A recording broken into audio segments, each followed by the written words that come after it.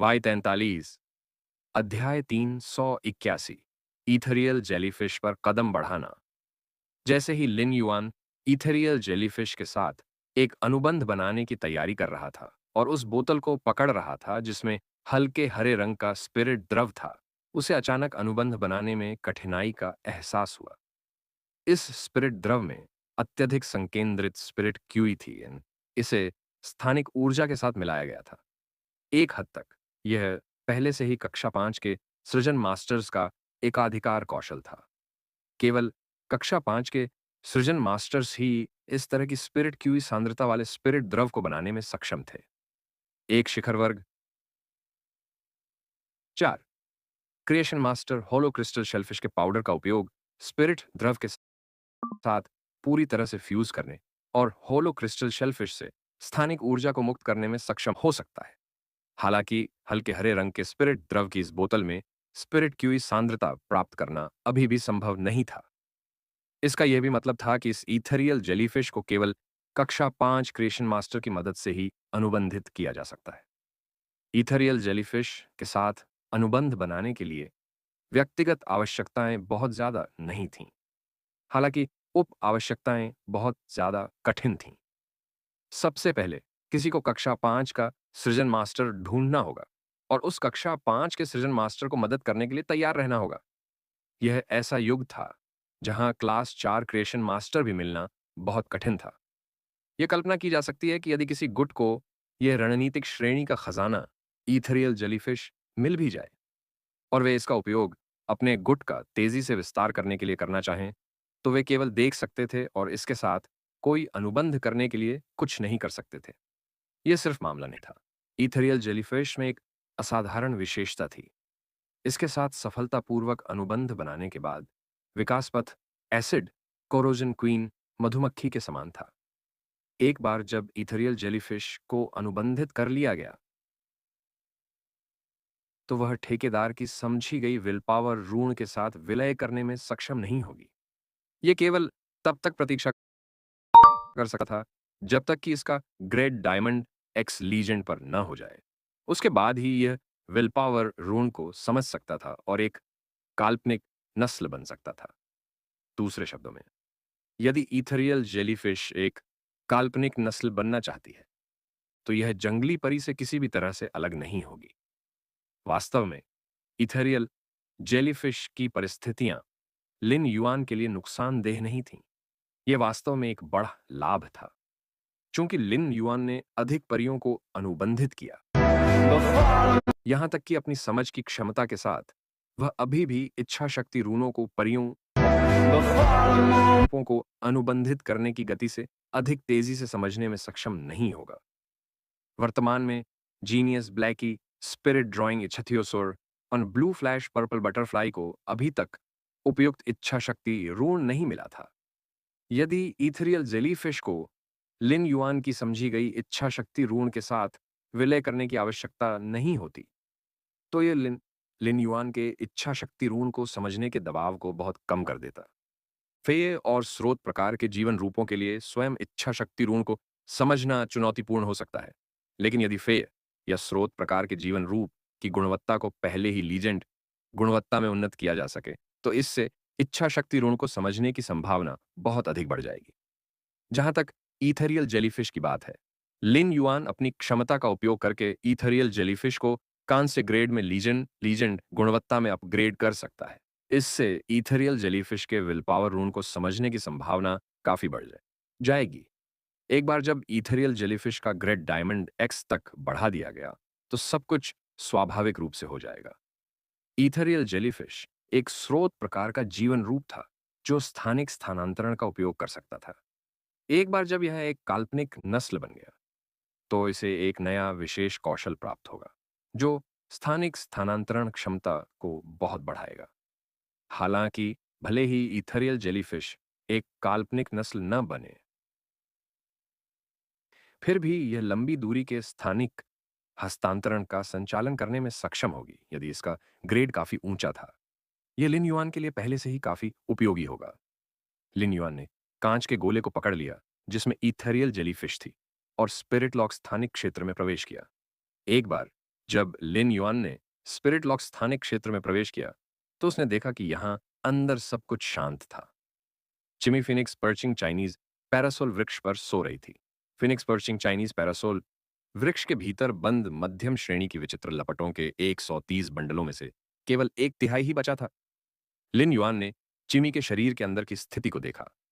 उसने अनुमान लगाया कि चिमी बची हुई अजीब लपटों के पूरी तरह से अवशोषित होने से पहले ही जाग दी जाएगी। उसी समय चिमी को फैंटेसी आई से फैंटेसी 2 में अपग्रेड किया जाएगा। जहां तक उस भूरे रंग के सारस प्रजाति के पक्षी ग्रे का प्रश्न है, वह अब सिनेबर स्वीट ओस्मांस पर लेटा हुआ गहरी नींद में था। इस अवधि के दौरान ग्रे ने खूब सारी फाइट क्लाउड माउंटेन मिनो खा ली थीं और उनका वजन काफी बढ़ गया था। स्पिरिट लॉक स्थानिक क्षेत्र के शुद्ध स्पिरिट क्यूई के पोषण के कारण ग्रे के आनुवंशिक मॉडल की लगातार मरम्मत की जा रही थी। ग्रे पहले से कहीं ज्यादा मजबूत दिखाई दे रहा था। यह इतना दुबला था कि पहले इसमें ज्यादा मांस नहीं था। अब जबकि ग्रे और भी मजबूत हो गया था, उसके भूरे पंख भी झड़ गए और उसकी जगह पर महीन रोएं की एक परत आ गई, जो बर्फ से भी ज्यादा सफेद थी। बर्फ सफेद रोएं की परत बहुत मुलायम और घनी थी। लिन युआन का मानना था कि रोएं से जल्द ही बर्फ सफेद पंख उगने लगेंगे। स्पिरिट लॉक स्थानिक क्षेत्र का छोटा butler wind speed rapid antelope परमानंद की शुद्ध भूमि की सीमा पर लेटा हुआ था। शायद ये असुविधाजनक नींद की मुद्रा के कारण था कि उसने अपना छोटा सिर हिलाया। पलटने से पहले उसने परमानंद की शुद्ध भूमि पर सफेद रेत को हिलाया। एक बार जब यह पलट गया तो दिल के आकार का बट, जिसे लिन युआन ने ट्रिम किया था, अब उसके सामने था। लिन युआन ने अपनी नाक रगड़ी और तीव्र प्रेम को महसूस कर सका, जो पवन गति रैपिड मृग के नितंब से व्यक्त किया गया था। इसके तुरंत बाद लिन युआन ने अपना ध्यान ईथरियल जेलीफिश पर केंद्रित किया। सबसे पहले लिन युआन ने एक काला पंख लिया जो दिन और रात की आत्मा चांदी से बना था। फिर उसने काले पंख का इस्तेमाल कांच के गोले की सतह पर बार बार दस्तक देने के लिए किया। बार बार खटखटाने के बाद कांच का गोला टूट गया। फिर लिन युआन ने हाथ बढ़ाकर दरार पर हल्का सा दबाव डाला। ईथरियल जेलीफिश वाला कांच का गोला तुरंत टूट गया।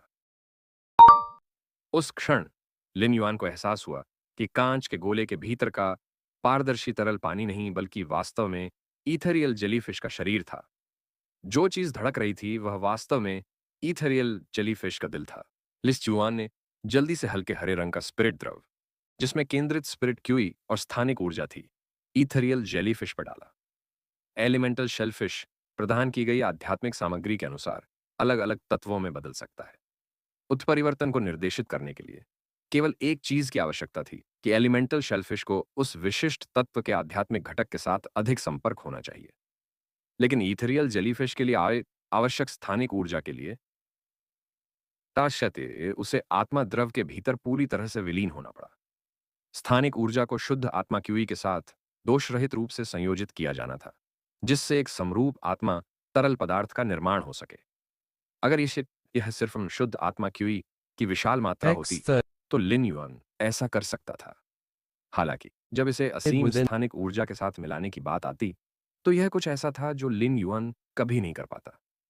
युआन सावधानी से ईथेरियल जेलीफिश पर हल्के हरे रंग के स्पिरिट द्रव की एक बूंद डाल रहा था। जल्द ही लिन युआन को एहसास हुआ कि ईथेरियल जेलीफिश की सतह से हल्के हरे रंग का स्पिरिट द्रव गायब हो गया था। यह बहुत स्पष्ट था कि ईथेरियल जेलीफिश ने हल्के हरे रंग के स्पिरिट द्रव को अवशोषित कर लिया था। लेकिन स्पिरिट द्रव को अवशोषित करने के बाद ईथेरियल जेलीफिश में कोई बदलाव नहीं आया। लिन युआन ने बूंदों के जरिए हल्के हरे रंग का स्पिरिट द्रव देना जारी रखा। स्पिरिट द्रव की 30वीं बूंद के बाद लिन युआन ने देखा कि मूल रूप से रंगहीन ईथेरियल जेलीफिश में अब 3 क्षेत्र थे, जहां शरीर हल्के हरे रंग का था। हालांकि ईथेरियल जेलीफिश अभी भी पारदर्शी थी, क्योंकि उसका धड़कता हुआ दिल अभी भी दिखाई दे रहा था। अंत में लिन युआन ने हल्के हरे रंग के स्पिरिट द्रव की आधी बोतल डाली, लेकिन ईथेरियल जेलीफिश के पास अभी भी अपने गैस्ट्रिक थैलों को बाहर थूकने की कोई योजना नहीं थी। हालांकि वे 3 हल्के हरे रंग के क्षेत्र फैल गए थे। ऐसा लग रहा था कि वे 3 क्षेत्र गैस्ट्रिक थैलियों के स्थान थे। अंत में जब स्पिरिट द्रव की हर बूंद खत्म हो गई तो इथेरियल जेलीफिश में तीव्र हलचल होने लगी। लगातार फैलती हुई 3 गैस्ट्रिक थैलियां इथेरियल जेलीफिश को अंदर से उत्तेजित कर रही थीं।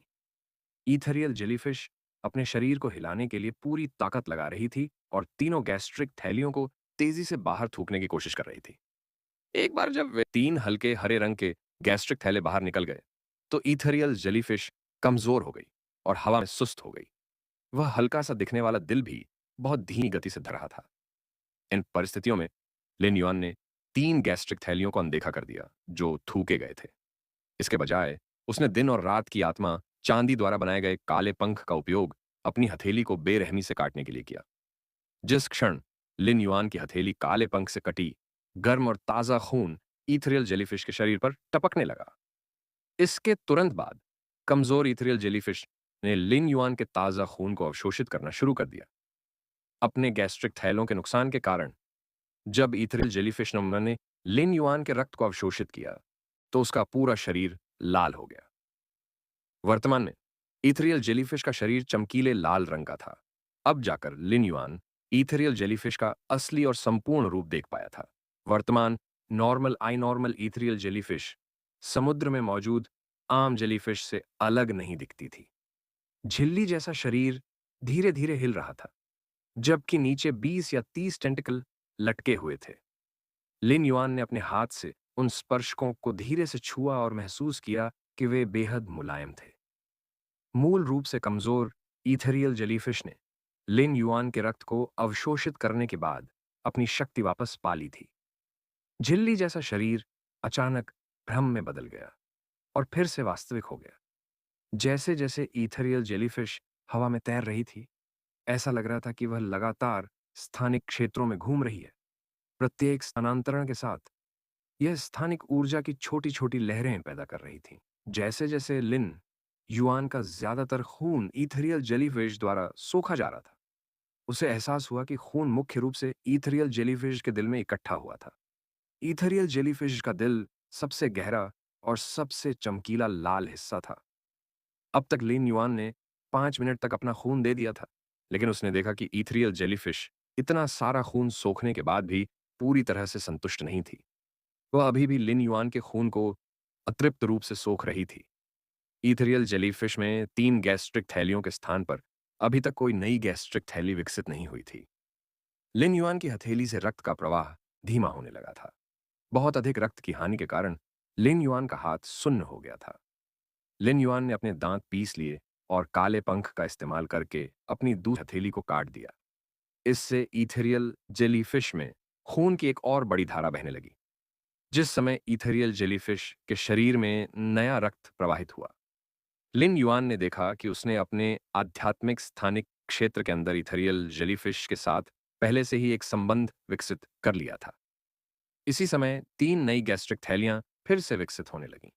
हालांकि नई गैस्ट्रिक थैलियां अभी भी हल्के लाल रंग की थीं। हवा में तैरते समय इथेरियल जेलीफिश लाल रोशनी उत्सर्जित कर रही थी। यह बिल्कुल एक विशाल लालटेन की तरह था जो बहुत उत्सव जैसा लग रहा था। लिन युआन कुछ भी नहीं बोल पाया। अगर उसे पता होता कि ऐसा होगा तो वह अपनी दूसरी हथेली भी नहीं काटता, क्योंकि पहली हथेली से निकला खून पहले से ही काफी था। लिन युआन को लगा कि वह वास्तव में एक निर्दयी आदमी था, क्योंकि उसने वास्तव में खुद को बहुत अधिक काट लिया था। काम की मेज पर रखी चमेली की लिली ने हरे रंग की रोशनी का एक बीज पैदा किया जो लिन युआन के शरीर पर गिरा। लिन युआन की हथेली एक दृश्यमान गति से सामान्य हो रही थी। लिन युआन ने अपनी आंखें झपकाईं। ऐसा लग रहा था कि स्पिरिट लॉक स्थानिक क्षेत्र में सभी फंसे सोए नहीं थे, क्योंकि जैस्मीन लिली अभी भी जाग रही थी। हालांकि भले ही जैस्मीन लिली जाग रही हो, लिन युआन ये नहीं बता पाएगा। या क्या यह कहा जाना चाहिए कि जैस्मीन लिली जैसे पौधे फे को सोने की जरूरत थी। लिन युआन पूरी तरह से महसूस कर सकता था कि खून की कमी से आई कमजोरी को महसूस करने के बाद झांग शियाओबाई के लिए एक झोंक का पालन पोषण करना कितना मुश्किल था। लिन युआन ने महसूस किया कि उसे स्वस्थ जीवन शुरू करने के लिए अपने आहार में कुछ वुल्फ बेरी को शामिल करना शुरू करना चाहिए। यह सौभाग्य की बात थी कि जैस्मिन लिली की क्षमता हील धीरे धीरे जीवन शक्ति को बहाल कर सकती थी, जिससे लिन युआन को खोया हुआ ताकत पुनः प्राप्त करने में मदद मिली। इसलिए लिन युआन को सामान्य होने से पहले केवल कुछ मिनटों तक एनीमिया महसूस हुआ। इथेरियल जेलीफिश पहले से ही लिन युआन की अनुबंधित परी थी। जब उसने ईथेरियल जेलीफिश से बात करने की कोशिश की, तो उसे एहसास हुआ कि उसका दिमाग अस्त-व्यस्त था। उसे स्पष्ट चेतना भी नहीं थी और वह बातचीत नहीं कर सकती थी। ईथेरियल जेलीफिश की अस्पष्ट चेतना के अनुसार लिन युआन को दी गई प्रतिक्रिया यह थी कि लिन युआन उसका ठेकेदार था। इसलिए ईथेरियल जेलीफिश उसके चारों ओर तैरने का शौकीन था। लिन युआन के चारों ओर तैरते समय ईथेरियल जेलीफिश को बहुत सहजता महसूस हुई। लिन युआन अपने माथे को थामे बिना नहीं रह सका। ऐसा लग रहा था कि यह ईथेरियल जेलीफिश इस समय उसके सभी फे में सबसे कम बुद्धि वाला फे होना चाहिए। ईथेरियल जेलीफिश के साथ अनुबंध करने के बाद लिन युआन ने स्पिरिट लॉक स्थानिक क्षेत्र को नहीं छोड़ा। इसके बजाय उसने ईथेरियल जेलीफिश को बढ़ाना शुरू कर दिया जब तक कि वह एलीट एपिक तक नहीं पहुंच गया। लिन युआन उन 3 विशेष कौशलों में से एक को चुनने की योजना बना रहा था जो ईथेरियल जेलीफिश के कांस्य तक पहुंचने पर प्रकट हुए थे। ही लिन युआन ईथेरियल जेलीफिश के को कांस्य में बढ़ाने की योजना बना रहा था। उसने अचानक देखा कि 3 हल्के हरे रंग के गैस्ट्रिक पाउच जो उसने थूक दिए थे, वे हल्के हरे रंग के क्रिस्टल में बदल गए थे, जिनमें राजसी स्थानिक ऊर्जा थी। यद्यपि लिन युआन को यह नहीं पता था कि हल्के हरे रंग के क्रिस्टल का उपयोग किस लिए किया जाता है, लेकिन उनमें मौजूद राजसी स्थानिक ऊर्जा को देखकर उन्हें बहुत ही उच्चतम श्रेणी की स्थानिक आध्यात्मिक सामग्री माना जाना चाहिए। लिन युआन ने अपने एम्बर बटन के आकार के डायमंड फेस स्टोरेज बॉक्स से एक ब्रॉकेट बॉक्स निकाला और उसमें हल्के हरे रंग के क्रिस्टल डाल दिए। फिर उसने इस ब्रॉकेट बॉक्स को एम्बर बटन के आकार के डायमंड फेस स्टोरेज बॉक्स में सावधानी से रख दिया। उसके बाद लिन युआन ने इस गुलाबी ईथेरियल जेलीफिश को अपनी हथेली पर उतरने दिया। इसके तंबू उसकी हथेली के दोनों ओर टिके हुए थे, बिल्कुल एक छोटी सी लाल टोपी की तरह, जिसके अपने लाल विग हैं। लिन युआन को लगा कि उसकी सोच सचमुच थोड़ी खतरनाक थी। जैसे ही उन्होंने शुद्ध आत्मा क्यूई को ईथेरियल जेलीफिश के शरीर में प्रवाहित किया, यह जल्द ही एलीट एक्स एपिक की बाधा को तोड़कर एक कांस्य आई सामान्य स्रोत प्रकार का जीवन रूप बन गया। उस समय 3 विशेष कौशल दिखाई दिए। लिन यू तुरंत 3 नए विशेष कौशल की जांच नहीं की और उनमें से एक को नहीं चुना। इसके बजाय उसने पहले इसकी क्षमताओं पर करीब से नजर डाली। के नाम ईथेरियल जेलीफिश, फिर प्रजाति उल्मारिडे फ्लोटिंग जेलीफिश, आत्मा जीवन रूप ग्रेड कांस्य 1/10, फय प्रकार स्थानिक, फय गुणवत्ता सामान्य, क्षमताएं टेंटिकल नोड। इसके टेंटिकल्स को तोड़कर टूटे हुए टेंटिकल्स को एक स्थानिक नोड के रूप में माना जाता है। नोड टेलीपोर्टेशन, एक स्थानिक नोड को संवेदित करके यह लक्ष्यों को एक निश्चित स्थानिक नोड की ओर ले जाएगा। जब लिन युआन ने इसकी सामान्य क्षमता टेंटेकल नोड और विशिष्ट क्षमता नोड टेलीपोर्टेशन को देखा, तो उसे अचानक पता चला कि यह स्रोत प्रकार का ईथेरियल जेलीफिश कांस्य पर लक्ष्यों को टेलीपोर्ट कर सकता है। इससे पहले जब लिन युआन ने चंद्र महारानी के साथ प्रश्नोत्तर सत्र में भाग लिया था, तो उसने उसे यह कहते हुए सुना था कि सामान्य परिस्थितियों में स्थानिक स्रोत प्रकार के जीवन रूप जो स्थानिक टेलीपोर्टेशन कर सकते थे, वे अपना स्थानिक टेलीपोर्टेशन सिस्टम तभी बनाते थे जब उनके पास गोल्ड में 4 क्षमताएं होती थीं। हालांकि इस इथेरियल जेलीफिश के पास कांस्य में एक स्थानिक टेलीपोर्टेशन सिस्टम था। यद्यपि इसमें सबसे बुनियादी स्थानिक टेलीपोर्टेशन प्रणाली थी, फिर भी हर बार जब यह विकसित हुई, तो जो क्षमताएं सामने आईं, सामनी उन्होंने इस प्रणाली को समृद्ध किया तक बनी थी। हालांकि लिन युआन को नहीं पता था कि इथेरियल जेलीफिश की टेलीपोर्टेशन रेंज कितनी दूर तक पहुंचती है। उसे अभी भी टेलीपोर्टेशन रेंज को ठीक से जानने के लिए प्रयोग करने की जरूरत थी। फिर भी यह स्पष्ट था कि अब इसके टेंटिकल नोड और नोड टेलीपोर्टेशन के साथ प्रयोग करने का सबसे अच्छा समय नहीं था। इथेरियल जेलीफिश की क्षमताओं की जांच करने के बाद लिन युआन को इसके टेलीपोर्टेशन तंत्र की एक मोटी समझ थी। इसने अपने टेंटिकल्स को एक स्थानिक नोड के रूप में इस्तेमाल किया और टूटे हुए टेंटिकल्स को एक स्थानिक मार्कर के रूप में अंतरिक्ष में जोड़ दिया। फिर यह स्थानिक मार्कर की खोज के आधार पर टेलीपोर्ट करेगा। अपनी 2 वर्तमान क्षमताओं को समझने के बाद लिन युआन ने 3 विशिष्ट कौशलों को देखना शुरू किया। पहला था सुपर टेलीपोर्टेशन। सुपर टेलीपोर्टेशन एक स्थानिक नोड पर एक निश्चित सीमा के भीतर टेलीपोर्ट किए जा सकने वाले लक्ष्यों की संख्या बढ़ाएं।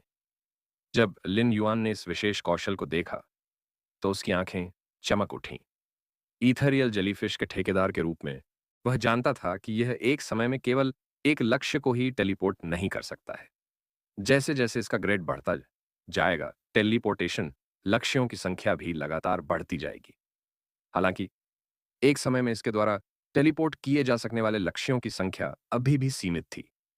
उदाहरण के लिए, कान से एक इथेरियल जेलीफिश की ताकत को देखते हुए यह मुश्किल से लिन युआन को अकेले टेलीपोर्ट कर सकता था और किसी अन्य व्यक्ति को टेलीपोर्ट नहीं कर सकता था। सुपर टेलीपोर्टेशन ने अपने सीमित टेलीपोर्टेशन लक्ष्यों को समूह टेलीपोर्टेशन में बदल दिया था। इस विशिष्ट कौशल ने इथेरियल जेलीफिश की स्थानिक टेलीपोर्टेशन कार्यक्षमता को बढ़ा दिया था, जो लिन युआन के लिए एक सुखद आश्चर्य था। भले ही वह अन्य दो विशिष्ट कौशलों का चयन न कर सके, लिन युआन को लगा कि वह सुपर टेलीपोर्टेशन को भी खुशी से स्वीकार कर सकता है। फिर भी उसने अन्य दो विशेष कौशलों की जांच की। जब उसने दूसरे विशेष कौशल को देखा, तो उसने पहले सिर हिलाया और फिर हाँ में सिर हिलाया। मजबूत नोड। स्थानिक नोड को मजबूत करें और स्थानिक नोड टेलीपोर्टेशन की दूरी का विस्तार करें। यह टेलीपोर्टेशन दूरी को बढ़ा सकता था और इथेरियल जेलीफिश को लक्ष्य को और दूर तक टेलीपोर्ट करने की अनुमति दे सकता था। हालांकि चूंकि यह एक साथ कई चीजों को टेलीपोर्ट नहीं कर सकता था, चाहे यह लक्ष्य को कितनी भी दूर टेलीपोर्ट करे, यह अभी भी पहले विशेष कौशल सुपर टेलीपोर्टेशन जितना अच्छा नहीं था, जिसने टेलीपोर्टेशन लक्ष्यों की संख्या बढ़ा दी थी। हालांकि जब उनकी नजर तीसरे विशेष कौशल पर पड़ी, तो उन्होंने अपनी जांघों पर थपथपाया और बिना किसी हिचकिचाहट के उसे चुन लिया। अंतरिक्ष सुरंग कई टेंटिकल्स को तोड़ता है या टेंटिकल्स को अंतरिक्ष में स्थानिक आध्यात्मिक सामग्रियों के साथ जोड़ता है ताकि विशेष लंबी दूरी के अंतरिक्ष मार्ग बनाए जा सके। जब तीन लंबी दूरी के अंतरिक्ष मार्ग होते हैं, तो उनमें से एक को हटाकर नया मार्ग बनाना पड़ता है। तीसरा विशेष कौशल स्पेस टनल लिन युआन को तीन अंतरिक्ष मार्ग स्थापित करने की अनुमति दे सकता था। यह एक अंतरिक्ष मार्ग स्थापित करने के समान था, जो हमेशा एक दूरी के बीच मौजूद हो सकता है। यद्यपि इन तीन अंतरिक्ष मार्गों का चयन इथेरियल जेलीफिश की बहुलक्ष्य टेलीपोर्टेशन या लंबी दूरी के टेलीपोर्टेशन करने की क्षमता की कीमत पर किया गया था, फिर भी स्पेस टनल का रणनीतिक महत्व सुपर टेलीपोर्टेशन और स्टर्डी नोड की तुलना में स्पष्ट रूप से अधिक था। यदि लिन युआन की फ्लोटिंग आइलैंड व्हेल बाद में अपनी पीठ पर स्थापित स्काई सिटी के साथ आकाश में चढ़ गई, तो इस इथेरियल जेलीफिश की अंतरिक्ष सुरंग सीधे उसके लिए जमीन से उसकी पीठ पर स्काई सिटी तक एक पुल को जोड़ सकती है। उसने पहले यह भी सोचा था कि यदि वह फ्लोटिंग आइलैंड व्हेल को आकाश में चढ़ने के बाद उतरने नहीं देगा, तो उसके निजी गुट के लोगों को, जिसमें वह स्वयं भी शामिल होगा, उड़ते हुए परियों की सहायता से उसकी पीठ पर चढ़कर ऊंचाई तक जाना पड़ेगा। अगर ऐसा होता, तो इच्छुक पक्ष जल्द या बाद में फ्लोटिंग आइलैंड व्हेल और उसकी पीठ पर स्काई सिटी को देख पाते। फिर वे फ्लोटिंग आइलैंड व्हेल को उसकी ओर उड़ते हुए फटलाइंग फाई के जरिए खोज पाते। हालांकि इथेरियल जेलीफिश की स्पेस टनल अब फ्लोटिंग आइलैंड व्हेल और द जमीन के बीच परिवहन की सुविधा बढ़ा सकती है। साथ ही यह क्षमता फ्लोटिंग आइलैंड व्हेल को तैरते बादल की तरह बादलों में एक अछूता छिपा हुआ शहर बनने की अनुमति देगी। स्पेस टनल ने स्पष्ट रूप से दर्शाया कि स्थानिक स्रोत प्रकार की वस्तुओं का रणनीतिक महत्व कितना महत्वपूर्ण था, जो स्थानिक टेलीपोर्टेशन कर सकते थे प्रमुख गुटों के लिए, या यह लिन युआन के निजी गुट स्काई सिटी के लिए कितना महत्वपूर्ण था। लिन युआन ने इस कान से सामान्य ईथरियल जेलीफिश को देखा और अगले कुछ दिनों तक एकांत में रहने और देर तक जागने का फैसला किया। उन्होंने ईथरियल जेलीफिश को कांस्य स्तर पर लेजेंड बनाने की योजना बनाई, फिर उसे रजत स्तर पर ले जाने की योजना बनाई। इसे स्वर्ण स्तर पर ले जाने में बहुत समय लगेगा। लिन युआन को जल्दी नहीं थी और नए साल से पहले अभी भी 1 महीने से भी कम समय था। वह इथेरियल जेलीफिश को बढ़ाने के लिए नए साल तक एकांत में नहीं रह सकता था। इसीलिए उसने इथेरियल जेलीफिश को सोने में बढ़ाने से पहले नए साल तक इंतजार करने की योजना बनाई। जैसे ही लिन युआन ने उन छोटे बच्चों को देखा जो अभी भी स्पिरिट लॉक स्थानिक क्षेत्र में सो रहे थे, उसे भी थोड़ी नींद आ गई। वह तुरंत इथेरियल जेलीफिश को बढ़ाने के लिए नहीं गया, वह पहले स्पिरिट लॉक स्थानिक क्षेत्र से बाहर निकल गया। देर रात तक जागने से पहले उसे अच्छी नींद की जरूरत थी। अगले दिन जब वह जागा, गाओ फेंक का पैकेज प्राप्त किया, उसे हु क्वान को सौंप दिया। अनिरे सह और कोई और इथेरियल जेलीफिश की ग्रेड और गुणवत्ता को बढ़ाने के लिए देर रात तक जागता रहा, तो बहुत देर नहीं हुई थी। इस बार उसने इसे बढ़ाने के लिए आत्मा क्यूई क्रिस्टल का उपयोग करने का इरादा नहीं किया, क्योंकि उसके पास उनके लिए अन्य उपयोग थे। लिन युआन ने अपने स्टार वेब स्टोर के फ्लावर ब्रोकेड मोतियों को अजीब लपटों के लिए बदल दिया था, ताकि चिम फैंटेसी 3 तक पहुंच सके और रेडियंस 100 सीक्वेंस टेस्ट से गुजरने से पहले अपने रक्त रेखा विकास को पूरा कर सके। उस समय लिन युआन स्पिरिट क्यूई क्रिस्टल का उपयोग करके चिमी को सिल्वर आई से गोल्ड आई में पदोन्नत कर सकता था और उसे गोल्ड आई फैंटेसी है बना सकता था। रक्तरेखा कायापलट से गुजरने के बाद चिमी परीक्षण में सभी चुनौतियों का सामना करने के लिए लिन युआन का त्रुप का इक्का होगा। अगली सुबह लिन युआन को गोल्ड फेस स्टोरेज बॉक्स मिला, जिसे गाओ फेंग ने हवेली के प्रवेश द्वार पर ऑनस्ट्रिच लॉजिस्टिक्स के जरिए भेजा था। इसे प्राप्त करने के बाद उसने गाओ फेंग को इसके बारे में बताने के लिए फोन किया। गाओ फेंग के गोल्ड फेस स्टोरेज बॉक्स में 4 पूर्णतः जेड बनावट वाले हरे elm board and design blueprint थे। आखिरकार गाओ फेंग ने जो चीजें भेजी थीं वे वास्तव में मूल्यवान थीं। अगर लिन युआन ने गाओ फेंग को नहीं बताया तो बाद वाला हमेशा इसके बारे में सोचता रहेगा। लिन युआन इस गोल्ड फे भंडारण बॉक्स के साथ अंदर लौट आया और उसने देखा कि हु क्वान अपने हाथ में नक्काशी चाकू पोंछ रहा था। वह हु क्वान के पास गया और पूछा, अंकल हु, क्या आप यहाँ मौजूद 4 पूरी तरह से जेड बनावट वाले हरे एल्म बोर्डों में रुचि रखते हैं? हु क्वान की आंखें तुरंत चमक उठीं और उसने जवाब दिया, पूरी तरह से जेड बनावट वाला हरा एल्म? बेशक, मुझे ऐसी अच्छी चीजों में दिलचस्पी है। लिन युआन ने cold fish storage box Hu Quan को सौंप दिया और कहा, यह आपके लिए बहुत मुश्किल था अंकल हु। यह मेरे एक दोस्त के लिए है। जब समय आएगा तो मैं उससे आपके साथ कीमत पर चर्चा करवाऊंगा। गाओ फेंग को कक्षा 5 का आत्मा शिल्पकार नहीं मिल सका, लेकिन लिन युआन को इसके बारे में पता चल गया और उसने उस पर एक एहसान किया। जहां तक ब्लूप्रिंट के अनुसार वस्तुएं बनाने के लिए इन 4 पूरी तरह से जेड बनावट वाले हरे एल्म बोर्डों का उपयोग करने की कीमत का सवाल है। गाओ भेंग और हु क्वान को अभी भी इस पर चर्चा करनी थी। यद्यपि हु क्वान ने उसके साथ एक अनुबंध पर हस्ताक्षर किए थे और हवेली और उसके गुट के लिए किसी भी वस्तु को बनाने के लिए किसी भी प्रकार का पारिश्रमिक नहीं मांगा था, लिन युआन वास्तव में हु क्वान को एक औजार निर्माता के रूप में नहीं मानता था। वह हु क्वान को वह चीज नहीं देता था जो उसका दोस्त बनाना चाहता था और उसे बिना बताए उसे मजदूर के तौर पर काम करने देता था। यह हु क्वान का अनादर करने जैसा था। जब हु क्वान ने लिन युआन की बातें सुनी तो वह थोड़ा दुखी हो गया। तुम मेरे साथ इतने विनम्र क्यों हो? जाओ अपने दोस्त से बात करो। इस हवेली में मुझे अच्छा खाना मिलता है और मेरे इस्तेमाल के लिए ढेरों आध्यात्मिक सामग्री है। मैं लंबे समय से खुद को इस हवेली का हिस्सा मानता आया हूँ। अन्य आता हूँ। ऐसा कहते हुए वहां हु क्वान ने फिर से फीचर दीवार की ओर देखा। उसने लिन युआन के बगल में खुद को देखा और बहुत दृढ़ता से कहा, अगली बार पारिश्रमिक के बारे में मुझसे बात मत करना। सबसे अच्छा पारिश्रमिक यह है कि मुझे इस्तेमाल करने के लिए थोड़ी और पूरी तरह से जेड बनावट वाली लकड़ी दी जाए। हु क्वान ने फिर अपने होठों को चटकाते हुए कहा, तुम्हारा वह दोस्त भाग्यशाली है। मेरी फैंटेसी ब्रीडवुड वीविंग हाउस सेंटिपीड जो पहली चीज बनाने जा रही है वह उसकी वस्तु है। उस समय वेन्यू रसोई से बाहर आया, हु क्वान को देखा और कहा, अंकल हु, आपको भविष्य में रात को वास्तव में सोना होगा, अन्यथा लंबे समय के बाद आप बस जागने में सक्षम नहीं होंगे। आखिरकार रात में लीवर को डिटॉक्सिफाई करना ही होता है। अगर आप देर तक जागते हैं तो इससे आपके लीवर को नुकसान पहुंचेगा। बड़े भाई ली ने आज फिर आपके लिए दालचीनी पोर्क लीवर सूप पकाया है। अंकल हु, आपने इसे खाने से मना कर दिया। इस बार आपको तब तक खाना है जब तक कुछ भी न बचे।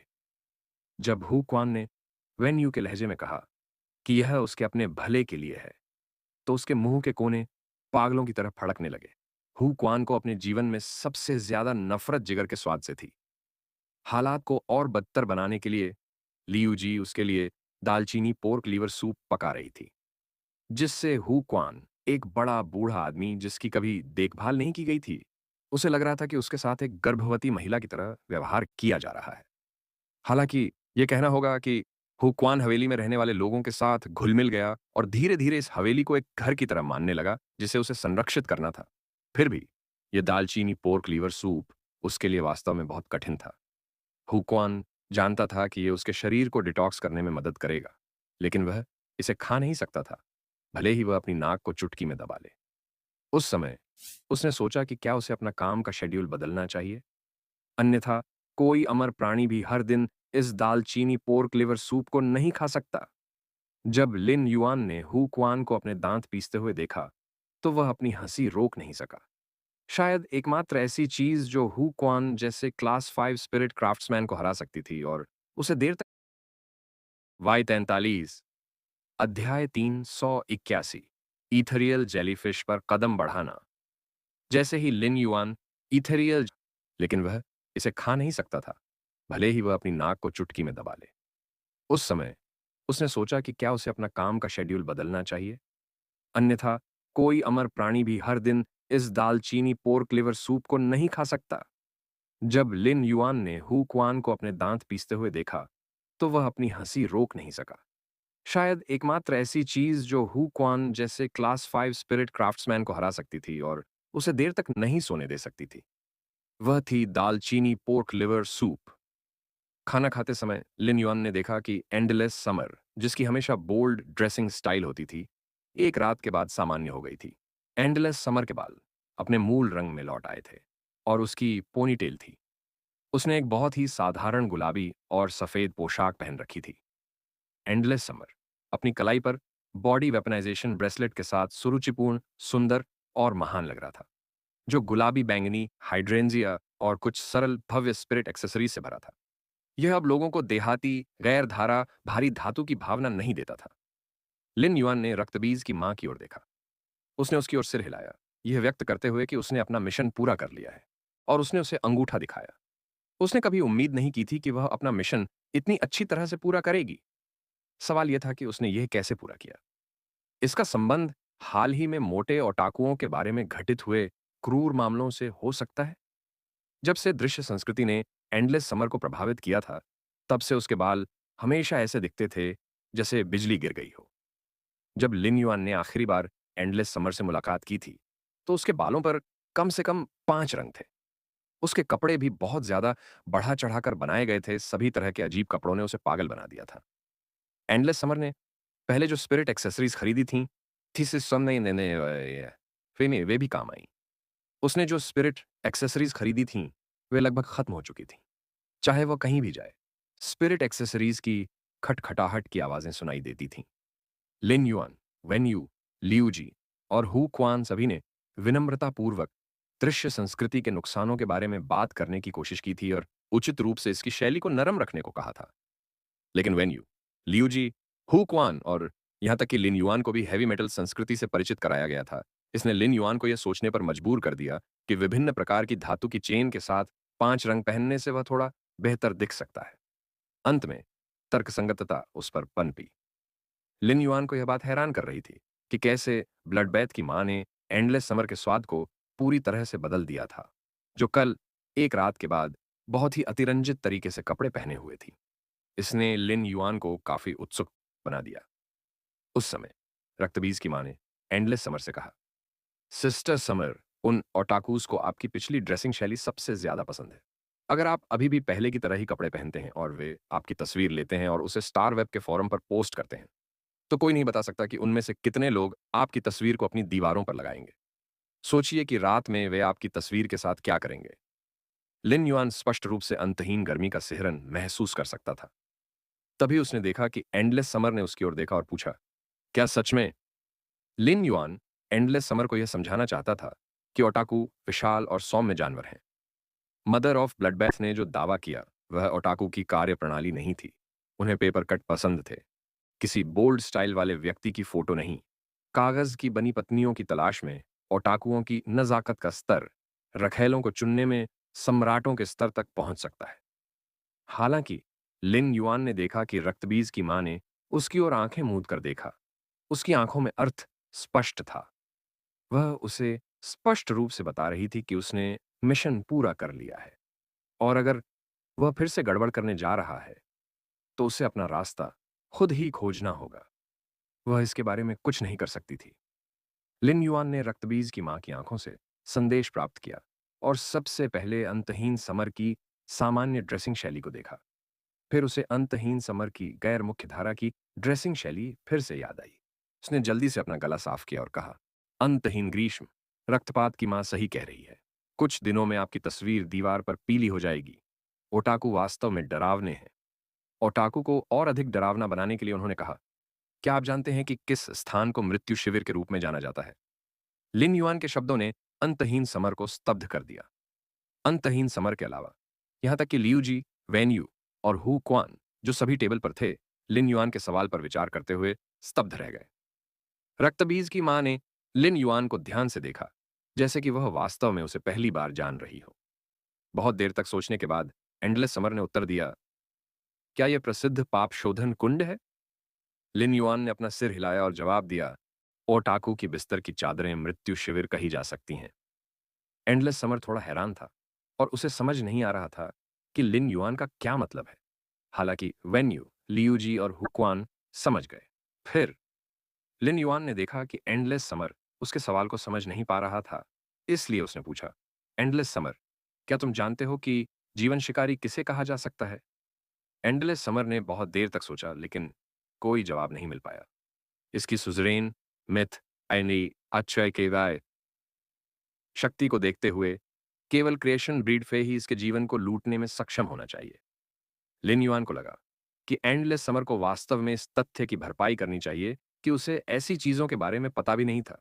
ओटाकू के हाथ एक जीवित शिकारी के समान है। जब हु क्वान, जो अभी भी बदसूरत अभिव्यक्ति के साथ उसके सामने दाल चीनी पोर्क लीवर सूप को देख रहा था, ने लिन युआन को यह कहते हुए सुना, तो वह अंडे के रोल पर घुट गया और हिंसक रूप से खांसने लगा। अंतहीन गर्मी अभी भी ऐसा लग रहा था जैसे कि उसे आधा अधूरा समझ आ गया हो। हालांकि रक्तबीज की मां ने लिन युआन को बहुत खतरनाक नजर से देखा। उसने उसकी ओर उतनी ही गंभीरता से देखा, जितनी गंभीरता से उसने पहले उसकी ओर आंखें झपकाई थी, और उसने भी उसकी ओर आंखें झपकाई। लिन युआन की राय में यह एंडलेस समर के लिए अच्छा था।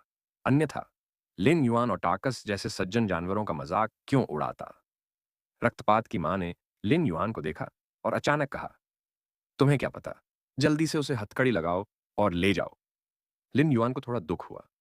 तुम समझ नहीं पा रहे हो, तो तुम्हें कैसे पता कि मैं किस बारे में बात कर रहा हूं? उन दोनों को हथकड़ी लगाकर ले जाना चाहिए। हु क्वान जोर से हंसा, इससे पहले कि वह कुछ बार हंस पाता। वेन्यू ने कहा, अंकल हु, अगर आप दालचीनी पोर्क लीवर सूप को गर्म होने पर नहीं खाएंगे तो यह ठंडा हो जाएगा। बड़े भाई लियू सुबह जल्दी उठ गए और इसे आपके लिए 1.5 घंटे तक उबाला। वेन यू ने चतुराई से विषय बदल दिया था और इसे लिन युआन से हु क्वान पर स्थानांतरित कर दिया था। हु क्वान ने दालचीनी पोर्क लीवर सूप के इस बड़े कटोरे में दिखाई देने वाले सुअर के जिगर के टुकड़ों को देखा और कड़वाहट महसूस की। जब लिन युआन ने देखा कि हु क्वान को सूप में बहुत दिलचस्पी नहीं है, तो उसने लियू जी से कहा, बड़े भाई लियू, मैंने कल रात बहुत सारी सामग्री खरीदी थी। अगर uncle who co pork liver soup पसंद नहीं है, तो वे अभी भी बीफ लिवर सूप या लैम्ब लिवर सूप ले सकते हैं। यह सुनकर हु क्वान ने कटोरा उठाया, अपनी नाक को दबाया और दालचीनी पोर्क लीवर सूप को पूरा खा लिया। फिर उसने जल्दी से अपने बाएं तरफ से केले का दूध पिया और मेपल सिरप के साथ मिश्रित कटे हुए फलों के कुछ कौर खाए, इससे पहले कि उसके मुंह में पोर्क लीवर का स्वाद दब जाए। हालांकि जितना अधिक हु क्वान लिटिल युआन को बिना किसी जल्दबाजी के नाश्ता करते हुए देखता था, उतना ही अधिक उसे लगता था कि लिटिल युआन वास्तव में दयालु दिखता था, लेकिन क्रूर था। Beef liver soup, mutton liver soup और पोर्क लीवर सूप में क्या अंतर था? क्या इन सभी में लीवर नहीं था? क्या बीफ लीवर सूप और मटन लीवर सूप की गंध और भी बदतर नहीं थी? यह बच्चा उससे बदला ले रहा होगा, क्योंकि जब वह अभी बात कर रहा था तो उसने अपनी हंसी नहीं रोकी थी। खाने के बाद लिन युआन ने सबको कुछ समय के लिए एकांतवास में जाने की अपनी योजना बताई। हु क्वान ने अपना पेट सहलाते हुए कहा, मुझे आज और कल हवेली में वापस नहीं आना चाहिए। स्पिरिट क्राफ्ट्समैन एसोसिएशन के वे बूढ़े लोग मेरे लिए एक समारोह आयोजित करने वाले हैं। जब मैं वापस आऊंगा तो मैं एक असली क्लास 5 स्पिरिट क्राफ्ट्समैन बन जाऊंगा। जीवन लक्ष्य को प्राप्त करने के बाद हु क्वान की खुशी भरी अभिव्यक्ति को देखते हुए लिन युआन मुस्कुराया और उससे कहा, मैं अंकल हु को अग्रिम बधाई दूंगा। हु क्वान पहले तो हंसा और फिर जवाब देने से पहले उसकी ओर आंखें घुमाईं। अगर तुम नहीं होते तो मैं कक्षा 5 का स्पिरिट क्राफ्ट्समैन नहीं बन पाता। लियू जी, जो टेबल पर रखे बर्तन साफ कर रही थी, ने कहा, अंकल हूं, जब आप वापस आएं तो फोन के जरिए हमसे संपर्क करें। उस समय मैं आपके लिए जश्न मनाने के लिए स्वादिष्ट भोजन की मेज सजाऊंगी। हु क्वान ने भी मना नहीं किया और अवचेतन रूप से कहा, मैं लीवर नहीं खाता। लियू जी ने हु क्वान के वास्तविक और स्पष्ट भाव को देखा और पहली बार उसके खाना पकाने के कौशल पर कुछ संदेह हुआ। मैंने अपने द्वारा बनाया गया दालचीनी पोर्क लीवर सूप खूब खाया है।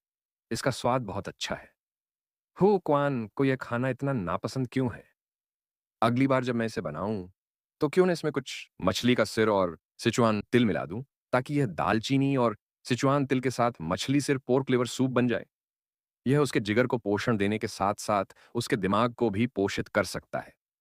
लियू जी को लगा कि उनका विचार बहुत बढ़िया था। यह एक पत्थर से दो पक्षियों को मारने जैसा था। हु क्वान को बाहर भेजने के बाद लिन युआन अपने कमरे में लौट आया और अपनी क्रेशन मास्टर पहचान के साथ स्टार वेब पर लॉग किया। स्टार वेब पर लॉग इन करने के बाद उन्होंने सबसे पहला काम यह किया कि वे अपने purchase with no loss store पर गए और वहां उन्होंने 10 फ्लावर रॉकेट मोती फिर से ब्लाइंड ट्रेड के लिए रख दिए। फिर उसने अपने मैसेज बार में आए सभी संदेशों को चेक करना शुरू किया। इन संदेशों में से ज्यादातर संदेश पूछ रहे थे कि क्या उसके पास और भी फ्लावर ब्रोकेड मोती हैं जिनका व्यापार किया जा सकता है।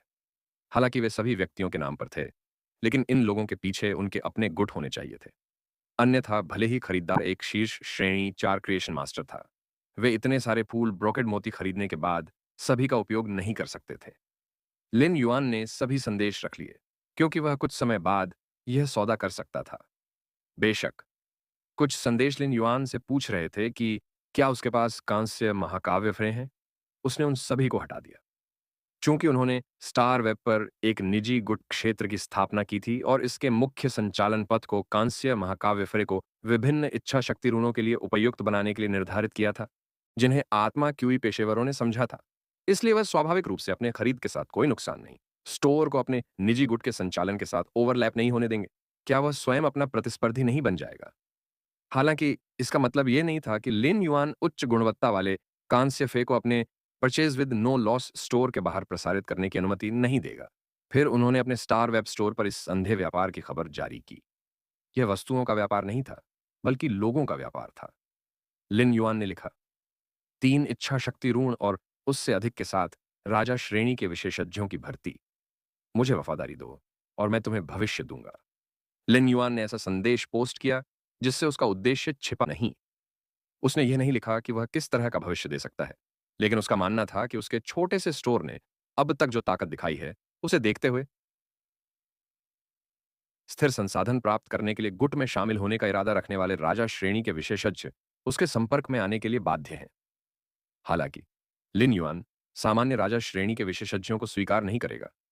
जिन राजा श्रेणी के विशेषज्ञों को वह भर्ती करना चाहता था, उनके पास कम से कम 3 इच्छा शक्ति ऋण होने चाहिए थे। इस संदेश को जारी करने में लिन युआन का उद्देश्य मुख्य रूप से उन शक्तिशाली राजा श्रेणी के विशेषज्ञों को भर्ती करना नहीं था, जिन्हें भर्ती करना आसान नहीं था।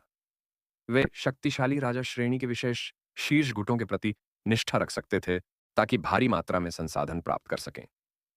लिन युआन वास्तव में उन लोगों को भर्ती करना चाहता था जिनकी प्रारंभिक स्थिति खराब थी और जो केवल जीवन भर के संसाधनों के साथ मुख्य फय को पोषित कर सकते थे, लेकिन कई इच्छा शक्ति ऋणों को समझने के लिए पर्याप्त प्रतिभाशाली थे। अपने निम्न प्रारंभिक बिंदु के कारण उनक अन्य इन राजा श्रेणी के विशेषज्ञों के पास संसाधन सीमित थे, इसलिए उनका मुख्य फय अक्सर बहुत शक्तिशाली नहीं था। यद्यपि उनके विकास के मार्ग पर अनेक इच्छा शक्ति ऋण होने से उन्हें अपनी अद्भुत प्रतिभा दिखाने का अवसर मिल सकता था, तथापि ऐसे राजा श्रेणी के विशेषज्ञों के साथ अनुभवी गुटों द्वारा अभी भी अच्छा व्यवहार नहीं किया जाता था। ये राजा श्रेणी के विशेषज्ञ जिनके पास शक्तिशाली मुख्य फय नहीं थे, वे अनुभवी गुटों के प्रति निष्ठा रखकर तुरंत योगदान नहीं दे सकते थे। केवल तभी जब अनुभवी गुटों ने इन विशेषज्ञों में उच्च गुणवत्ता वाले कांस्य फय का निवेश किया, वे बढ़ सकते थे। ऐसे राजा श्रेणी के विशेषज्ञों को शामिल करना लगभग अनुभवी गुटों के संसाधनों को लगातार चूसने जैसा था और उनके परियों को बढ़ने में भी लंबा समय लगेगा। परिणाम स्वरूप अनुभवी गुट स्वाभाविक रूप से ऐसा सौदा करने के लिए तैयार नहीं थे जिससे उन्हें नुकसान उठाना पड़े। ताकत पर आधारित दुनिया बहुत यथार्थवादी थी। चाहे किसी की प्रतिभा कितनी भी महान क्यों न हो, उसे उच्च गुणवत्ता वाले कांस्य फय और भारी मात्रा में संसाधनों के साथ ढेर करना पड़ता था। अनुभवी गुटों के लिए सबसे अच्छा विकल्प शक्तिशाली मुख्य फय के साथ उन राजा श्रेणी के विशेषज्ञों में निवेश करना था। इसलिए केवल एक मुख्य फय, कम लड़ाकू क्षमता वाले लेकिन कई इच्छा शक्ति वाले ऋण वाले राजा श्रेणी के विशेषज्ञ बहुत ही अजीब स्थिति में थे। आखिरकार इस दुनिया में सृजन मास्टर बहुत कम थे और उच्च गुणवत्ता वाले कांस्य फय बस अनमोल थे। यहां तक कि शक्तिशाली मुख्य परी वाले राजा श्रेणी के विशेषज्ञ जो 10 वर्षों से अनुभवी गुटों में शामिल थे, वे भी उच्च गुणवत्ता वाले कांस्य परी को प्राप्त करने में सक्षम नहीं हो सकते थे, जो उनकी समझी गई इच्छा शक्ति ऋण के लिए उपयुक्त था। जितना अधिक ऐसे राजा श्रेणी के विशेषज्ञों का अनुभवी गुटों द्वारा स्वागत नहीं किया जाता था, उतना ही यह लिन युआन के लिए फायदेमंद होता था, क्योंकि वह उनका बहुत स्वागत करता था। उच्च गुणवत्ता वाले कांस्य फेय अन्य लोगों के लिए कठिन थे, एमायन थे, लेकिन लिन युआन के लिए यह केवल एक दर्जन मिनट का मामला था।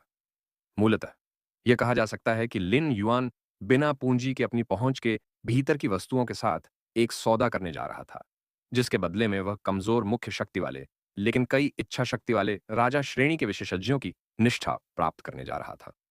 लिन युआन ने उच्च गुणवत्ता वाले कांस्य के संसाधनों को ऐसे राजा श्रेणी के विशेषज्ञों में डालने के बाद वह उन्हें पूरी तरह से मुक्त श्रेणी की स्थिति में रख सकता था।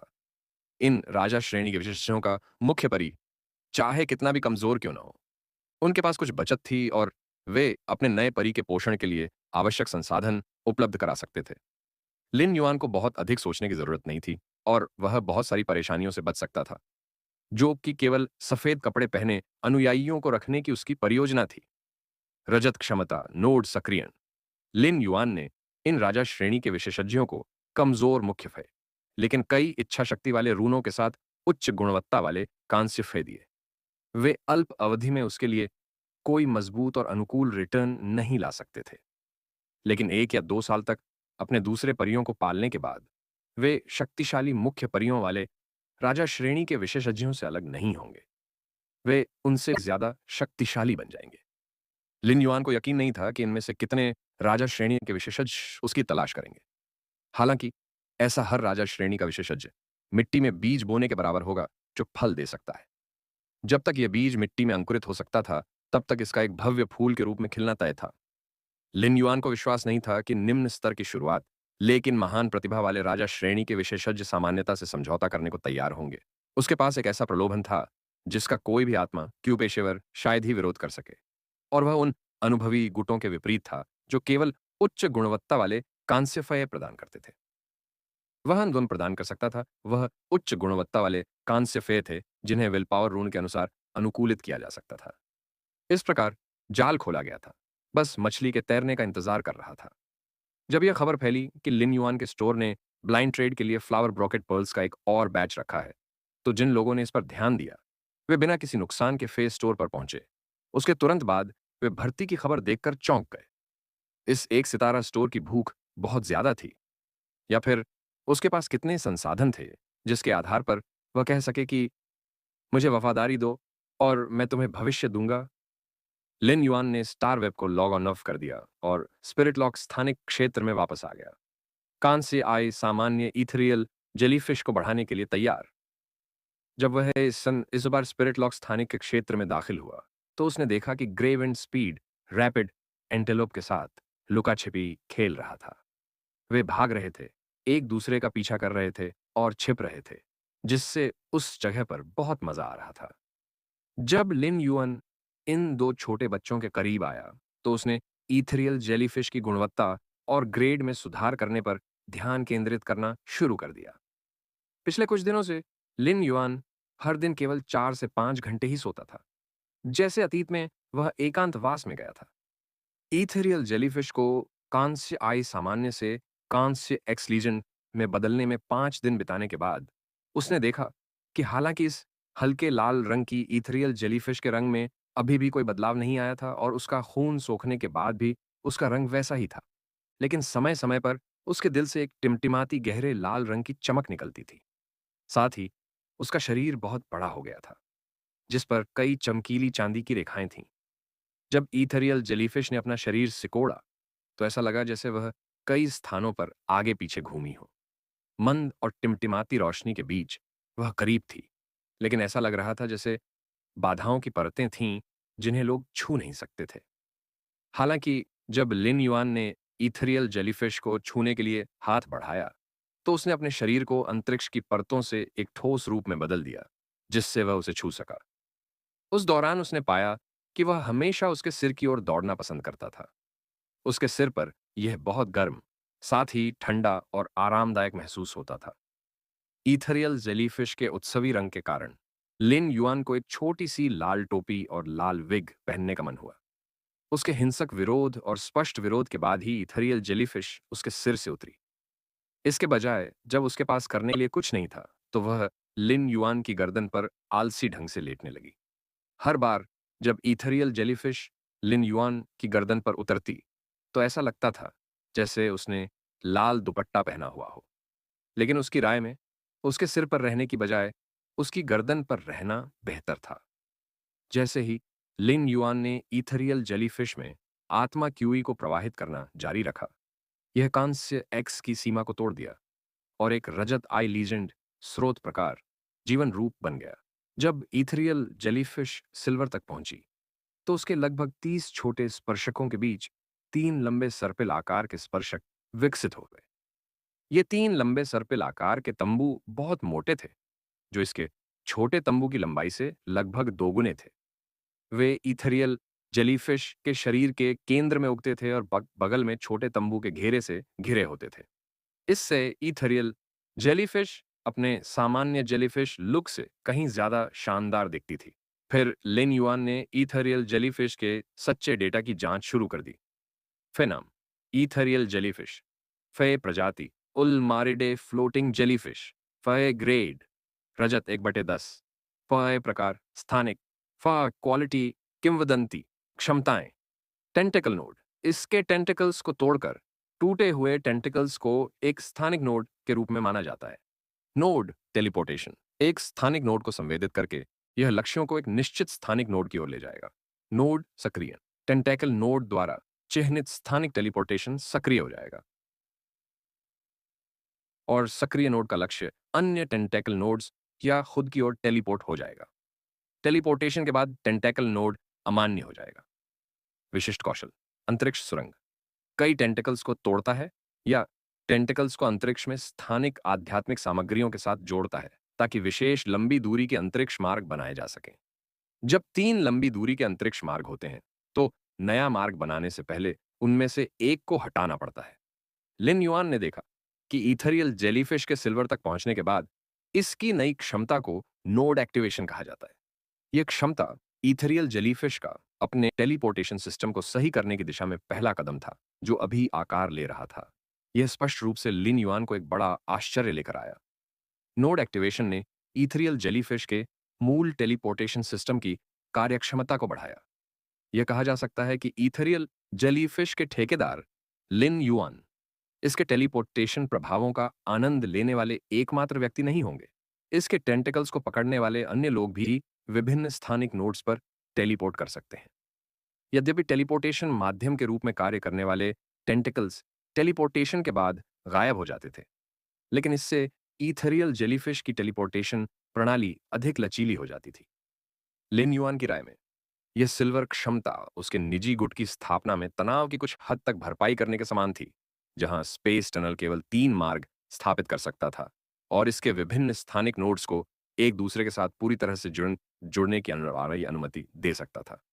जब तक लिन युआन के निजी गुट के लोगों के पास इथेरियल जेलीफिश के स्पर्शक का एक छोटा सा हिस्सा था, वे किसी भी स्थानिक नोड पर टेलीपोर्ट कर सकते थे। खतरे की स्थिति में यह लिन युआन के निजी गुट के सदस्यों को भागने का मौका देने के बराबर होगा। दुश्मन ने इथेरियल जेलीफिश के टेंटिकल्स ले लिए, तो भी चिंता करने की कोई जरूरत नहीं थी। नोड्स के बीच एक बार टेलीपोर्ट करने के लिए पहले से ही खून की एक बूंद निकालकर इथेरियल जेलीफिश को उसे खाने देना जरूरी था। वह जो खून पीता था, वह उसके गैस्ट्रिक पाउच में याद रहता था। केवल वे ही लोग जिनका खून याद रहता था, नोड्स के बीच टेलीपोर्ट करने के लिए टेंटिकल्स को सक्रिय कर सकते थे। लिन युआन ने एक टेंटिकल काटा और उसका निरीक्षण किया, इससे पहले कि उसे पता चले कि इथेरियल जेलीफिश के टेंटिकल 1 घंटे में 2 सेंटीमीटर बढ़ जाते हैं। इसके टेंटिकल 30 सेंटीमीटर लंबे थे। इसलिए लिन युआन ने अनुमान लगाया कि एक टेंटिकल को बढ़ने में लगभग 15 घंटे लगेंगे। फिर उसने इथेरियल जेलीफिश के सभी तंबू काट दिए और अब लिन युआन के हाथों में 30 तंबू थे। उसे इन तंबुओं को उस स्थान पर ले जाना होगा जहां वह एक स्थानिक नोड स्थापित करना चाहता था। इथेरियल जेलीफिश की क्षमता शक्तिशाली लगती थी, लेकिन इसमें अपनी कमियां भी थीं। अगर इथेरियल टेलीपोर्ट करना चाहती थी, तो स्थानिक नोड को पहले से सेट करना होगा और स्थानिक नोड की सीमा उस सीमा से आगे नहीं जा सकती थी जिसे ईथरियल जेलीफिश अपनी ताकत से कवर कर सकती थी। सिल्वर आई लीजेंड इथरियल जेलीफिश की ताकत को देखते हुए यह रॉयल कैपिटल का केवल आधा हिस्सा ही कवर कर सकता था। वर्तमान में लिन युआन के लिए इतनी दूरी पर्याप्त थी। जहां तक लंबी दूरी के टेलीपोर्टेशन की बात है, लिन युआन एक अंतरिक्ष सुरंग स्थापित कर सकता था और दूरी लिन युआन द्वारा इस्तेमाल किए जाने वाले ईथरियल जेलीफिश के टेंटिकल्स की संख्या से निर्धारित होगी। वह जितने ज्यादा टेंटिकल्स का इस्तेमाल करेगा, अंतरिक्ष सुरंग उतनी ही दूर स्थापित की जा सकेगी। इसलिए ईथरियल जेलीफिश के टेलीपोर्टेशन संसाधनों को बर्बाद न करने के लिए लिन युआन को समय समय पर ईथरियल जेलीफिश के नव विकसित टेंटिकल्स को काटना होगा। यदि यह तथ्य न होता कि लिन युआन यह महसूस कर सकता था कि यह स्पर्शक मानव के बालों की तरह है, जहां कट जाने के बाद कोई संवेदना नहीं रहती, तो वह वास्तव में इसके स्पर्शकों पर अपना हाथ नहीं रखना चाहता। जब लिन युआन स्पिरिट लॉक स्थानिक क्षेत्र से बाहर निकला और निकला, तो उसने देखा कि रात बहुत हो चुकी थी। लिन युआन बहुत थका हुआ महसूस कर रहा था, इसलिए वह अपने कंबल के नीचे चला गया, अच्छी नींद लेने के लिए तैयार था। लेकिन रॉयल कैपिटल में देर रात शांत नहीं थी। शाही राजधानी की अंधेरी रात में भले ही काले बादलों ने चांद तारों को ढक लिया हो, फिर भी वे रोशनी से जगमगा रहे थे, समृद्धि से भरे हुए। शुरुआती सर्दी का मौसम बीत चुका था और अब असली ठंड का मौसम आ चुका था। यद्यपि शाही राजधानी में मौसम सही उत्तर में ठंडा नहीं था, फिर भी ठंडी हवा आसानी से आत्मा क्यूई पेशेवरों के आत्मा क्यूई कपड़ों के माध्यम से उड़ सकती थी। आसमान में छाए काले बादलों से बर्फ के टुकड़े धीरे धीरे नीचे गिर रहे थे, लेकिन इससे जीवंत वातावरण में कोई परिवर्तन नहीं आया। यह लगभग चंद्र नववर्ष था, इसलिए बहुत से लोग रात में बाहर थे। वे कुछ बार और रेस्तरां में इकट्ठा हुए, गिल्ड अलायंस के इस टूर्नामेंट का प्रसारण देख रहे थे। रॉयल कैपिटल के मुख्य शहर में एक बहुत ही उत्तम और स्टाइलिश सिंगल विला में लगभग 29 वर्षीय एक युवक काले कस्तूरी मृग के चमड़े के सोफे पर बैठा था। उसके पैरों के पास एक 3 मीटर लंबा काला तेंदुआ लेटा हुआ था। तेंदुआ इस समय थोड़ा नींद में लग रहा था और उसने अपनी दुम हिलाई। उसके मुंह के कोने पर खून लगा हुआ था। जाहिर है, उसने कुछ देर पहले ही कुछ खाया था। युवक के हाथ में एक क्रिस्टल वाइन का गिलास था, लेकिन उसने उसे इतनी जोर से दबाया कि ऐसा लग रहा था कि वह किसी भी समय फट जाएगा। युवक के पीछे लगभग 80 साल का एक बूढ़ा आदमी खड़ा था। वह झुका हुआ था और उसकी कमर और पैर लगभग समकोण पर थे।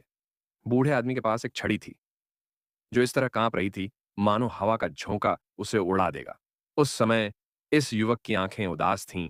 वह बिना पलक झपकाए अपने सामने खड़े दो राजसी दिखने वाले मध्यम आयु वर्ग के पुरुषों को देख रहा था। ये दो अधेड़ उम्र के व्यक्ति वहां खड़े थे। उनके माथे पर पसीने की बूंदें थीं और उनकी आंखों में इस युवक के प्रति भय के साथ साथ सावधानी भी झलक रही थी।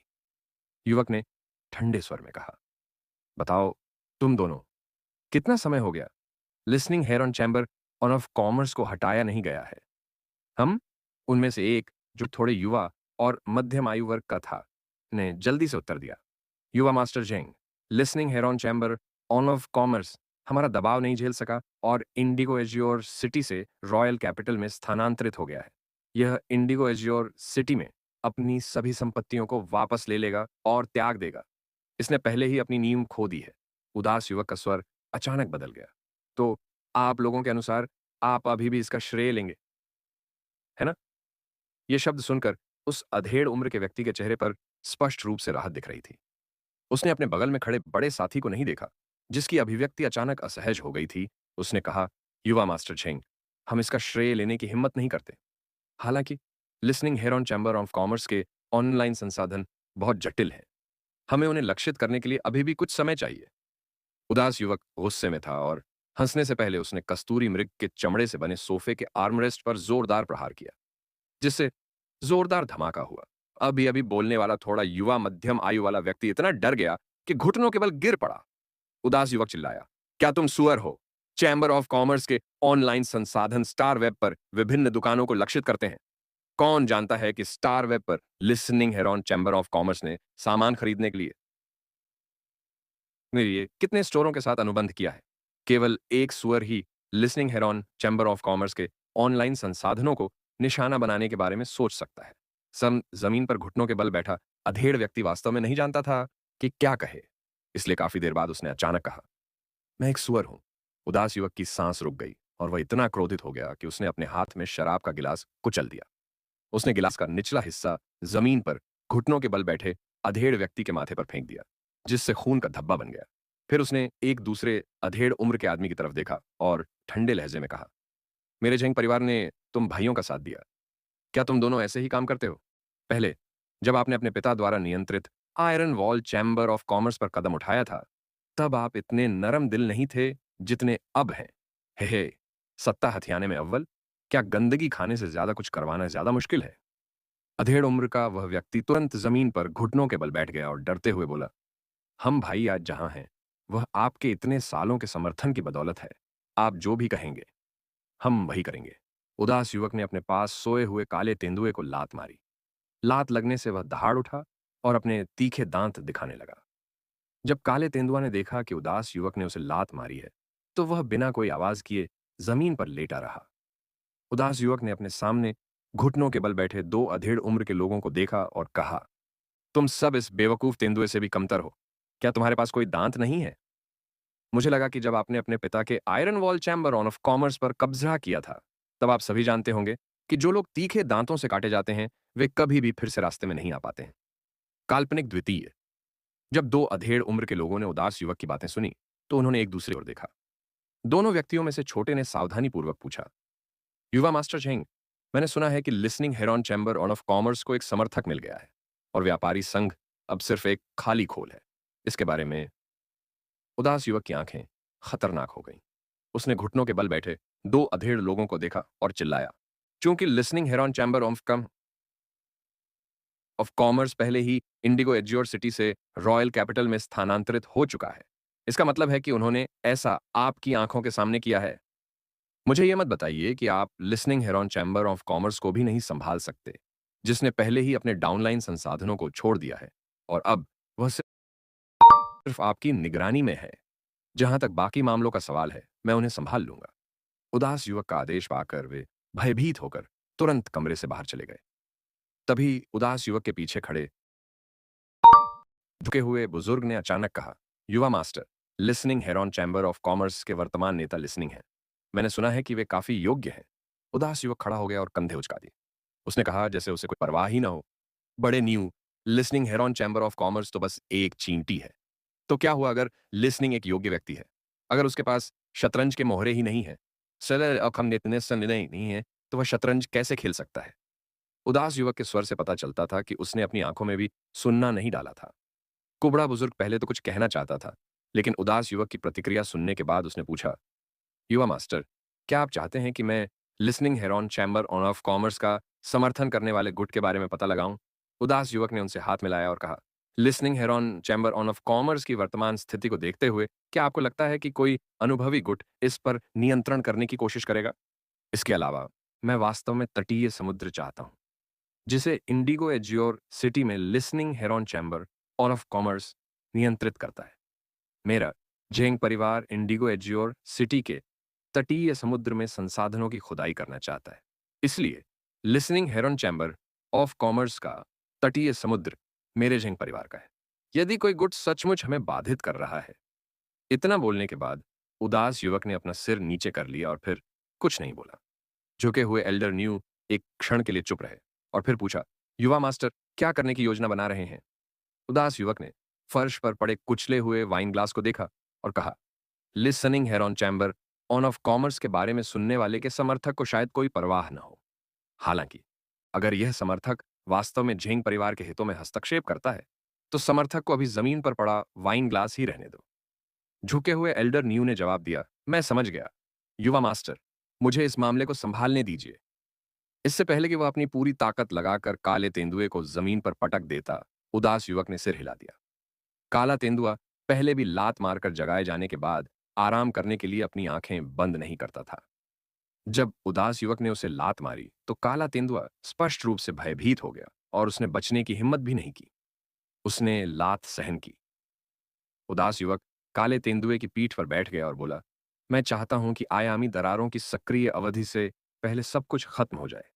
अन्यथा जब मुख्य परिवार मुझ पर एक मालकिन के वंशज होने पर दोष लगाने की कोशिश करेगा, तो मैं इसे बर्दाश्त नहीं कर पाऊंगा। झुके हुए बुजुर्ग न्यू ने और भी नीचे झुककर कहा, युवा मास्टर को चिंता करने की जरूरत नहीं है। रात को चलने वाली हवा के कारण बर्फबारी हुई और हड्डियां कंपा देने वाली हवा बहकर listening Heron chamber of commerce की ओर बढ़ गई। सर्दियों का सूरज पहले से कहीं ज्यादा सुस्त था। गर्मियों में सुबह 5 या 6 बजे सूरज आसमान में ऊंचे स्थान पर होता था।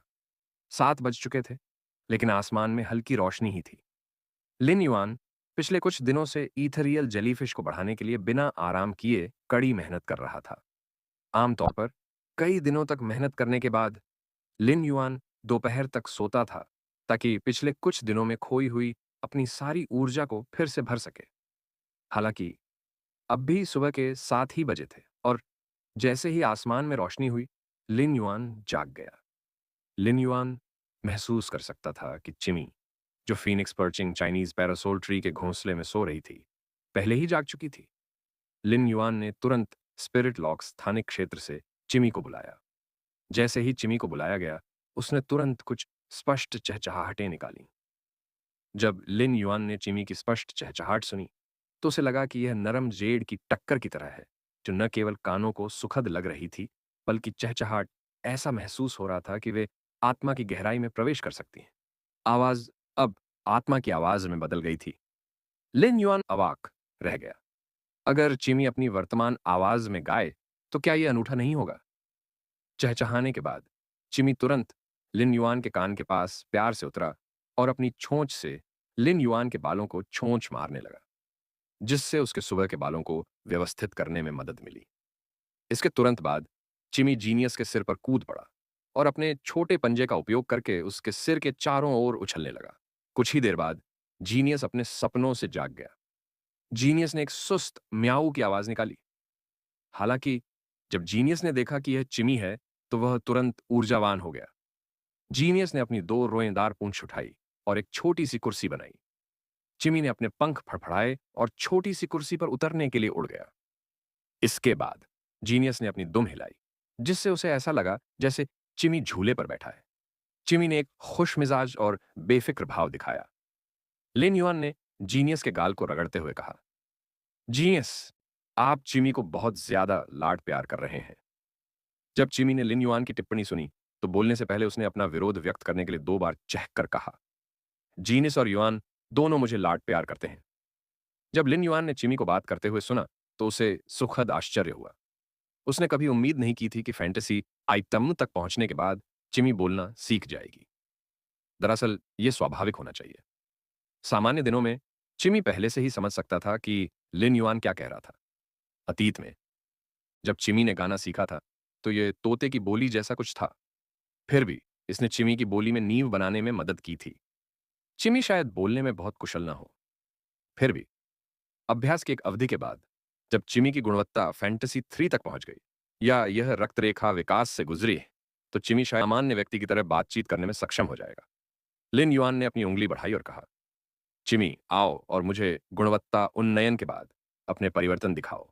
चिमी जीनियस की पूंछ से उड़कर लिन युआन के हाथ पर आ गिरी। उसने 2 बार चहकते हुए कहा, युआन, चिमी और भी सुंदर हो गई है, देखो। बोलते समय चिमी ने अपने पंख फैलाकर खुद को लिन युआन के सामने पेश किया। लिन युआन ने देखा कि फैंटेसी एंड ओनली तक पहुंचने के बाद भी चिमी का आकार बड़ा नहीं हुआ था और उसमें अभी भी नाजुक और उत्तम रूप था। हालांकि लिन युआन देख सकता था कि चिमी के पंखों पर बादलों के निशान अब और भी गहरे हो गए थे। प्रत्येक बादल का निशान एक तारों वाले प्रभामंडल से छिपा हुआ लग रहा था, जिससे वे और भी चमकीले लग रहे थे। चिमी ने रेडियंट बॉडी का इस्तेमाल न किया हो, लेकिन बादलों के निशानों के भीतर के तारे धीरे धीरे एक चमकदार चमक बिखेर रहे थे। साथ ही चिमी के सिर पर पंख लंबे हो गए थे और कुछ अस्पष्ट पैटर्न भी थे। लिन युआन वास्तव में सटीक पैटर्न को नहीं पहचान सका, लेकिन पंख और पैटर्न से ऐसा लग रहा था जैसे चिमी ने पक्षी का मुकुट पहना हुआ है। लिन युआन बता सकता था कि चिमी की रक्तरेखा अधिक हद तक सक्रिय हो गई होगी, अन्यथा चिमी में ऐसे परिवर्तन नहीं होते जो नंगी आंखों से दिखाई देते। अब जब चिमी को गुणवत्ता उन्नयन के बाद जगाया गया था, तो जीनियस स्पष्ट रूप से बहुत खुश था। लिन युआन जानता था कि जीनियस को अपनी पूंछ को ऊपर और ऊपर उठाने की थोड़ी आदत थी, क्योंकि वह खुश हो रहा था।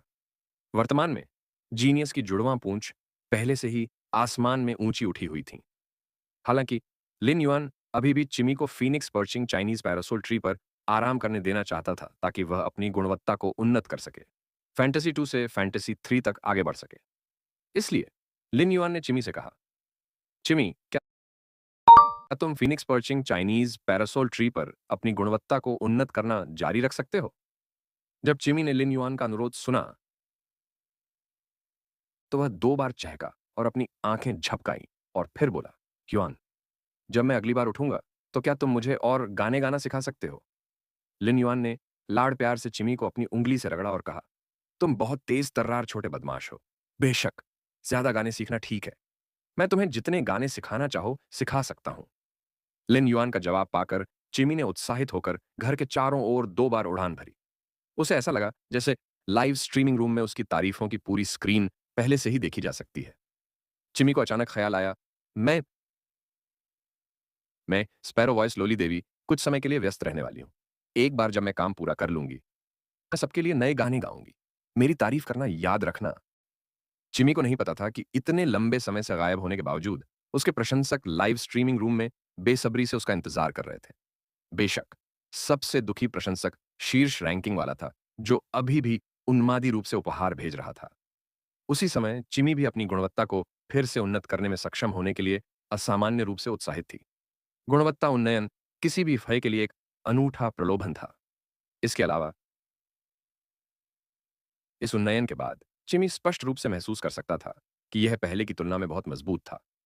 भले ही चिमी बहुत सक्रिय और जीवंत था, फिर भी वह अपनी गुणवत्ता को बढ़ाने और अपने वंश को सक्रिय करने के लिए गहरी नींद में जाने को तैयार था।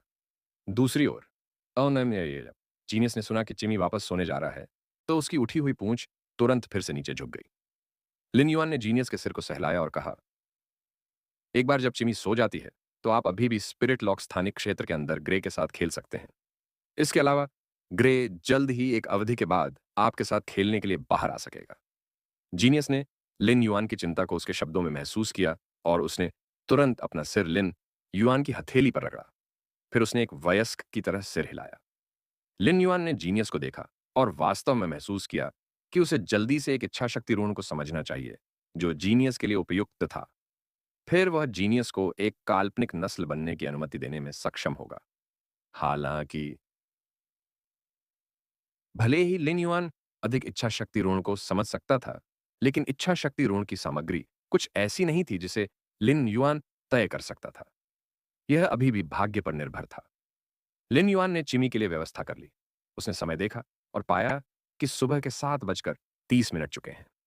हालांकि लिन युआन को लगा कि उसका दिमाग अभी भी सुस्त था और उसे पर्याप्त नींद नहीं मिली थी।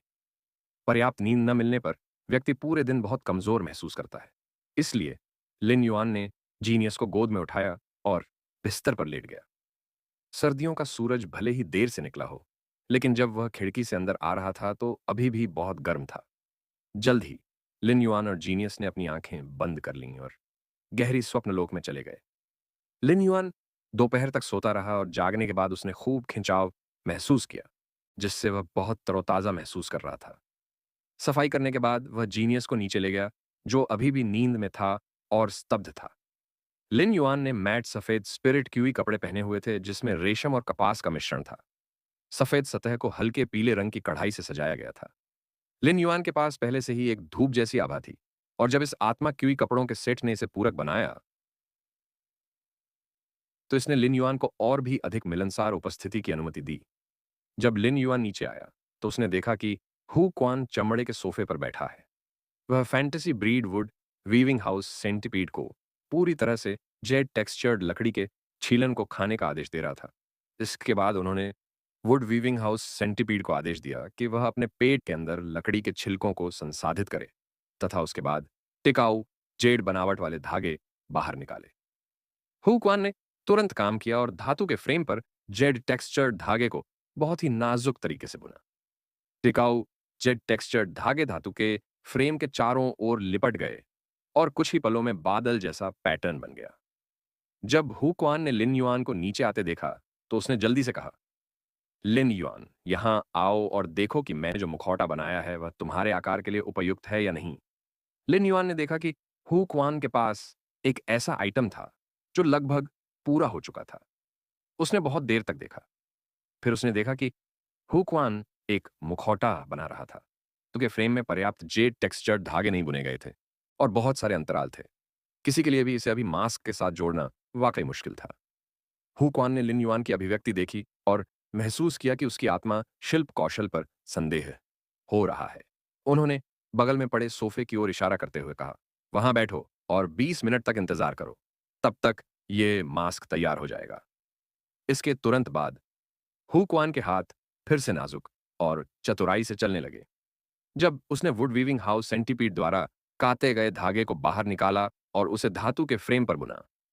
जैसे जैसे समय बीतता गया, धातु का फ्रेम पूरी तरह से बुना गया। अंत में हु क्वान ने पहले से पॉलिश किए गए जेड टेक्सचर्ड लकड़ी के कुछ टुकड़े निकाले और उन्हें धागों से बांध दिया। फिर उसने लकड़ी के टुकड़ों को धातु के फ्रेम पर एम्बेड करने के लिए टेसलेशन तकनीक का इस्तेमाल किया।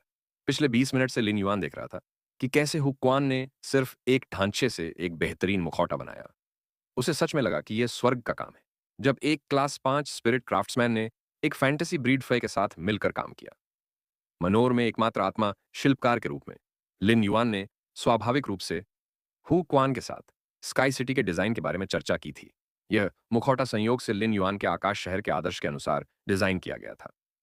जब हु क्वान ने मुखौटा तैयार कर लिया तो उसने इसे लिन युआन को सौंप दिया और उसे पहनने का संकेत दिया। लिन युआन को मास्क मिला और उसने महसूस किया कि भले ही यह भारी लग रहा था, लेकिन यह आश्चर्यजनक रूप से हल्का था। चेहरे पर पहनने पर यह लिन युआन की आंखों और नाक को ढकने में सक्षम था।